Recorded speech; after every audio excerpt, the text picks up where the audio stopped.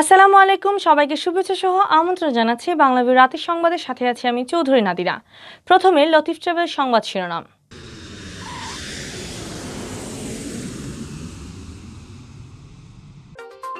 উপহার হিসেবে বাংলাদেশকে আরও ৩০ লাখ ডোজ মডার্না টিকা দিচ্ছে মার্কিন যুক্তরাষ্ট্র। দেশে গত একদিনে করোনা ভাইরাসের মৃত্যু আবারও ২০০ পার, কমেছে নতুন রোগী শনাক্ত। সিলেটে বেসরকারি হাসপাতাল ও ক্লিনিকগুলোতে অক্সিজেন সংকট, দ্রুত সরবরাহ নিশ্চিতের দাবি সংশ্লিষ্টদের। মৌলভীবাজারের নারী ও শিশু সহ ২১ রোহিঙ্গা নাগরিককে আটক করেছে পুলিশ। সিলেট বিভাগে ২৪ ঘন্টায় করোনায় প্রাণ কাটল আরও ২ জনের, আক্রান্ত শনাক্ত ৩ শতাধিক। সিলেটে জমে উঠেছে পশুর হাট, নানা ঝুঁকির পরও লাভের আশা করছেন খামারিরা। যশোরের বেনাপোল বাজারে চুরিপট্টিতে ভয়াবহ অগ্নিকাণ্ড, ৪টি দোকান পুড়ে ছাই। বাহরাইনে বাংলাদেশের সোসাইটি অফ আল হিলাল হসপিটালে কোয়ারেন্টাইন চুক্তি স্বাক্ষরিত। এতক্ষণ শুনছিলেন শিরোনাম, এবার বিস্তারিত। টিকার বৈশ্বিক উদ্যোগ কোভ্যাক্সের মাধ্যমে বাংলাদেশকে মডার্নার ৩০ লাখ করোনা ভাইরাসের টিকা দিচ্ছে যুক্তরাষ্ট্র।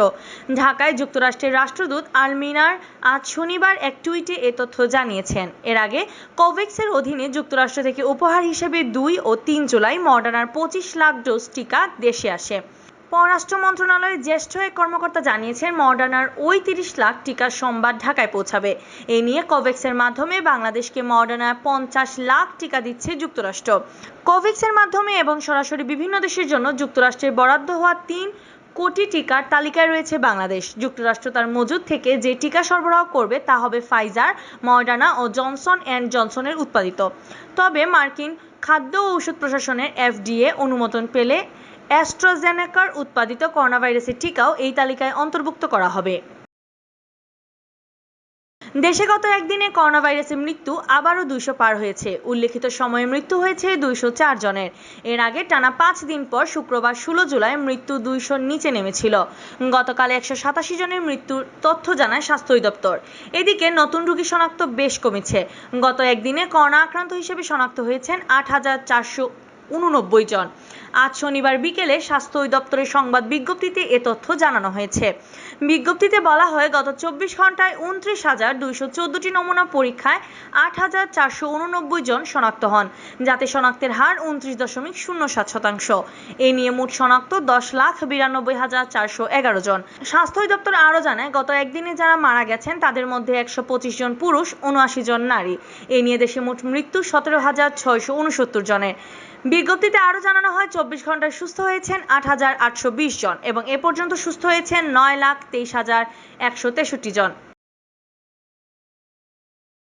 সারা দেশে করোনা সংক্রমণ পরিস্থিতি বর্তমানে উদ্বেগজনক। এমন পরিস্থিতিতে সিলেট নগরীর বেসরকারি হাসপাতাল ও ক্লিনিকগুলোতে তীব্র অক্সিজেন সংকট দেখা দিয়েছে।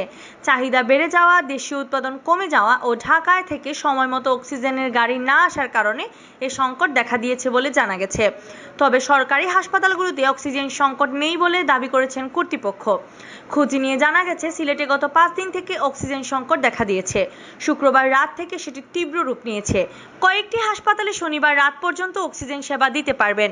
নতুন সরবরাহ না আসলে চিকিৎসা সেবা প্রদান চরমভাবে বিঘ্নিত হবে। সিলেটে প্রায় প্রতিটি বেসরকারি হাসপাতাল ও ক্লিনিকে একই চিত্র। এক্ষেত্রে কর্তৃপক্ষ অসহায় বলে দাবি করছেন তারা। সিলেটে এমন অক্সিজেন সংকটের পিছনে কয়েকটি কারণের কথা জানালেন সংশ্লিষ্টরা। অনেক সময় দেখা গেছে আমাদের কাছে পেশেন্টরা আসে, সিট থাকা সত্ত্বেও আমরা কিন্তু এদেরকে সেবা দিতে পারতেছি না অক্সিজেন স্বল্পতার কারণে।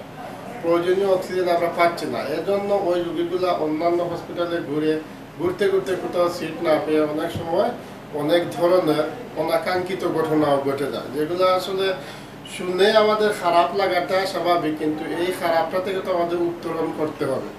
বিভিন্ন হাসপাতাল কর্তৃপক্ষ ও অক্সিজেন সরবরাহকারীদের সঙ্গে আলাপ করে জানা গেছে, সারা দেশে বেড়েছে করোনা ও উপসর্গযুক্ত রোগী। বেশিরভাগ হাসপাতালে বেড খালি নেই। আগের তুলনায় সারা দেশের সরকারি বেসরকারি হাসপাতালগুলোতে অক্সিজেন লাগছে অত্যন্ত ৫ গুণ বেশি। এছাড়াও দেশীয় সরবরাহকারী প্রতিষ্ঠান প্রয়োজন অনুযায়ী অক্সিজেন সরবরাহ করছে না। এছাড়াও ঈদের কারণে যাত্রাপথে তীব্র যানজট থাকায় সময়মতো সিলেটে পৌঁছাতে পারছে না অক্সিজেনের গাড়ি। পরিস্থিতি বিবেচনায় এসব নানা সংকট মোকাবেলায় ও দ্রুত সমাধানে সংশ্লিষ্টদের পদক্ষেপ কামনা সচেতন ব্যক্তিদের। তবে সিলেটে করোনার ভয়াবহ পরিস্থিতি মোকাবেলায় সরকারি হাসপাতালের পাশাপাশি বেসরকারি হাসপাতাল সিলেটে বেশিরভাগ ক্ষেত্রে এখন ইদানিং খবর পাওয়া যাচ্ছে যে আইসিইউ আছে, কিন্তু শুধু অক্সিজেনের অভাবে আইসিইউতে রুগী রাখতে পারতেছে না, কারণ অক্সিজেন না থাকলে তো আইসিইউ দিয়ে খুব একটা লাভ নাই। আর এখন যে করোনাতে যে রোগ বা যে রুগীরা আসতেছেন তারা বেশিরভাগই শ্বাসকষ্টের রোগী। তো এই ক্ষেত্রে আমি মনে করি যে সরকারকে দ্রুত ব্যবস্থা গ্রহণ করতে হবে, যে চিকিৎসা বিভাগ যে আছে স্বাস্থ্য মন্ত্রণালয় তড়িৎ গতিতে আমি বিশ্বাস করি সিলেটের হাসপাতালগুলোতে এরকম অক্সিজেনের ব্যবস্থা করবেন। দরকার হলে প্রয়োজনে কিনে হইলেও অক্সিজেনের ব্যবস্থা করতে হবে, আর নাইলে কিন্তু মহামারী একটি অন্য পর্যায়ে চলে যাবে, দেরি যেন না হয়ে যায়। কর্তৃপক্ষ তীব্র লড়াইয়ে নেমেছেন। বর্তমানে সিলেটের বেসরকারি হাসপাতালগুলোতে প্রায় 600 রোগী রয়েছে, এর মধ্যে 100 রয়েছেন আইসিইউতে। আরও প্রায় 500 রোগীকে ওয়ার্ডে ও কেবিনে অক্সিজেন সাপোর্ট দিয়ে চিকিৎসা দেওয়া হচ্ছে। তো সমস্যা হচ্ছে যে যানবাহনের যে গতি প্রকৃতি, ঈদকালীন সময়ে রাস্তায় যে যানজট, এগুলোর জন্য অনেক সময় নির্ধারিত সময়ে গাড়ি এসে পৌঁছাতে পারে না। এই জন্য আমরা সবসময় চাই যে আমাদেরকে বাড়তি অক্সিজেন দেওয়া হোক। আমরা যে পরিমাণ অক্সিজেনের সরবরাহের চাহিদা দিই, সেই চাহিদা অনুযায়ী আমাদেরকে অক্সিজেন সরবরাহ করা হোক, এবং সেটা করা হলে আমরা কোনো রকম সংকটে থাকবো না। এদিকে সিলেটের সরকারি হাসপাতালগুলোতে অক্সিজেন সংকট নেই বলে জানিয়েছে কর্তৃপক্ষ। শামসুদ্দিন হাসপাতালের আবাসিক কর্মকর্তা ডাক্তার নাফি মাহদি জানিয়েছেন, হাসপাতালে রোগীর চাপ থাকলেও পর্যাপ্ত পরিমাণ অক্সিজেন সাপোর্ট রয়েছে।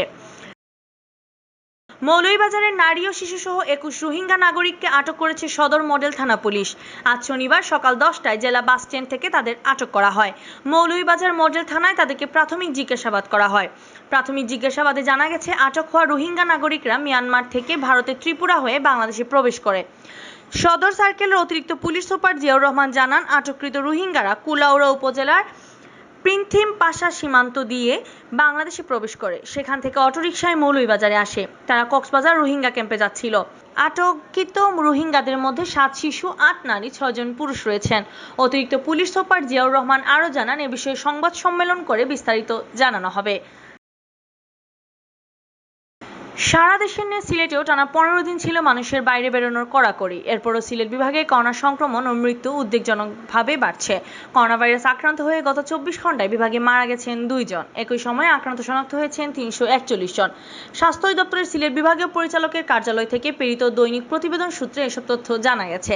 প্রতিবেদনে বলা হয়, নতুন শনাক্ত 341 জন সহ এ পর্যন্ত সিলেট বিভাগে করোনা শনাক্ত রোগীর সংখ্যা হচ্ছে 32,354 জন। একই সময়ে করোনা মুক্ত হয়েছেন 109 জন। এ নিয়ে সিলেট বিভাগে এখন পর্যন্ত করোনা মুক্ত হয়েছেন 26,247 জন। গত 24 ঘন্টায় সিলেট জেলার 2 করোনা রোগীর মৃত্যু হয়েছে। এ পর্যন্ত সিলেটে করোনা আক্রান্ত হয়ে মারা গেছেন মোট 557 জন। এর মধ্যে সিলেট জেলার 447, সুনামগঞ্জের 41, হবিগঞ্জের 26 ও মৌলভীবাজারে রয়েছেন 42 জন। স্বাস্থ্য বিভাগের তথ্য অনুযায়ী সিলেট বিভাগের শনিবার সকাল 8টা পর্যন্ত 4 জেলার বর্তমানে হাসপাতালে ভর্তি আছেন 455 জন।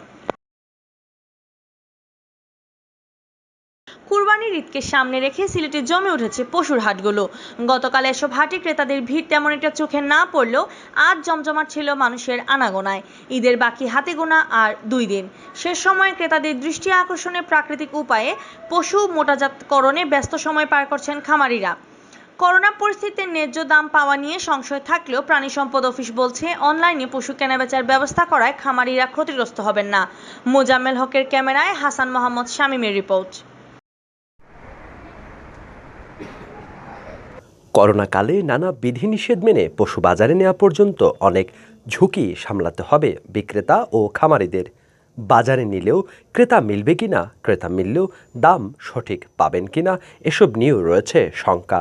সিলেট জেলা প্রাণী সম্পদ অধিদপ্তর সূত্রে জানায়, এবার সিলেট জেলা উপজেলা মিলে গরুর চাহিদা প্রায় 1,72,000। সিলেটে মজুদ রয়েছে চাহিদার চেয়ে বেশি। মূলত কোরবানির ঈদকে সামনে রেখে সারা বছর গরু লালন পালনে মোটা অঙ্কের টাকা বিনিয়োগ করেন খামারিরা। তাই এই সময়ে পশু বিক্রি করতে না পারলে বড় ধরনের লোকসানের মুখে পড়বেন তারা। সারা বছর নানাভাবে যত্নের মাধ্যমে মোটাতাজা করে কোরবানি ঈদের বাজারের অপেক্ষায় থাকেন এই খামারিরা।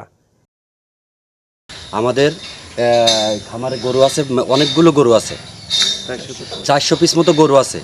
30 বিঘে আমাদের ঘাস লাগানো আছে, সেই সাথে খড় দিই, আমরা অন্যান্য খাবারও দিই সাথে। এই প্রজেক্টটা করা হয়েছে ব্যাংকের মোটা অঙ্কের একটা ঋণ নিয়ে। এখানে গরু হালকা পাতলা দেখে কিনে আনা হয়। এখানে এনে আমরা মোটা চজন করি। বিভিন্ন ধরনের ঘাস, ভুট্টা, আপনার ছোলা, মুসুরি, গম ভুসি খাইয়ে এবং ধান মাড়াই করে আমরা পালিশ করে খাওয়াই। সিলেট জেলা প্রাণী সম্পদ কর্মকর্তা ডাক্তার রুস্তম আলী জানালেন, সিলেটে চাহিদার চেয়ে প্রায় 20,000 পশু বেশি রয়েছে। তিনি আরও বলেন, সিলেটে অসংখ্য গরু, মহিষ, ছাগল, ভেড়ার খামারও গড়ে উঠেছে। হাটগুলোতে গরু কিংবা ছাগলের সংকট থাকবে না বলেও জানান। এর মধ্যে এই যে করোনাকালীন সময়ে আমাদের কৃষকদের এবং খামারিদের কোরবানির গবাদি পশু যাতে বিক্রি হয়, সেই জন্য আমাদের প্রত্যেকটা উপজেলা প্রাণী সম্পদ দপ্তরের মাধ্যমে কিন্তু অনলাইনে সামাজিক যোগাযোগ মাধ্যমের মাধ্যমে গবাদি পশুর তথ্য আমরা নিয়মিত আপলোড করে যাচ্ছি, যাতে করে মানুষ সেখান থেকে তথ্য পায়। সরাসরিও তারা খামারির সাথে যোগাযোগ করতে পারে অথবা ফোনের মাধ্যমে যোগাযোগ করে খামারে গিয়ে সেখানে তারা গরু পছন্দ করে সংগ্রহ করতে পারে, এবং এটা কিন্তু চলছে পুরোটাই কিন্তু অনলাইনের মাধ্যমে তাদের এই ক্রেতা আসছে। হাতে গোনা 2 দিন বাকি থাকলেও শেষ সময় পর্যন্ত ক্রেতাদের দৃষ্টি আকর্ষণ করতে পশুর প্রতি যত্নবান রয়েছেন খামারি কিংবা বিক্রেতা। সারা বছরের পরিশ্রমের পর মূলত এই হাট থেকেই লাভ নিয়ে ঘরে ফিরতে চান তারা। হাসান মোহাম্মদ শামীম, বাংলাভিউ, সিলেট। যশোরের বেনাপোল বাজারের চুরিপট্টিতে ভয়াবহ অগ্নিকাণ্ডের ঘটনা ঘটেছে।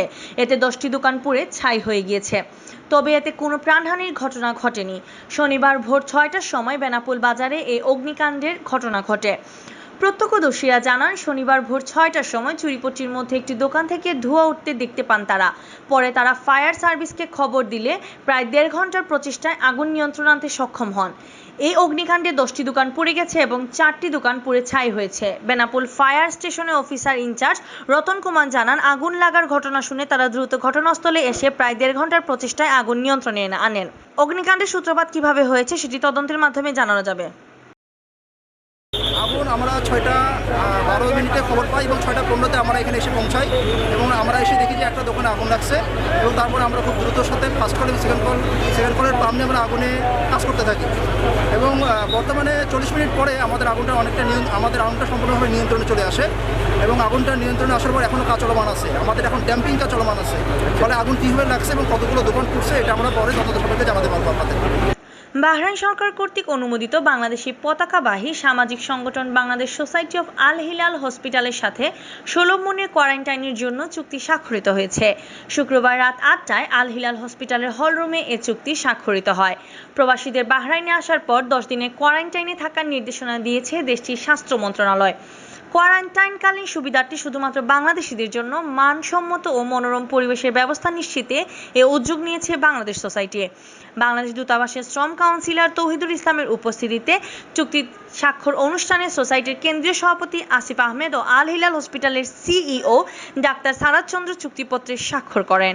এ সময় আরও উপস্থিত ছিলেন সোসাইটির সহসভাপতি মাজহারুল হক নয়ন, সাধারণ সম্পাদক সবুজ মিলন, সমাজ কল্যাণ সম্পাদক আব্দুল মুমিন, আপ্যায়ন সম্পাদক আলাউদ্দিন, প্রচার সম্পাদক ইব্রাহিম গালিব সহ আল হিলাল হসপিটালের অন্যান্য কর্মকর্তাবৃন্দ। এর আগে গত 15 জুলাই বাংলাদেশ সোসাইটি ও এস্টার মেডিকেলের মধ্যে করোনা ভাইরাসের নমুনা পরীক্ষারও একটি চুক্তি স্বাক্ষরিত হয়েছে। এতক্ষণ দেখছিলেন বাংলাভিউ রাতের সংবাদ। সাথে থাকার জন্য ধন্যবাদ।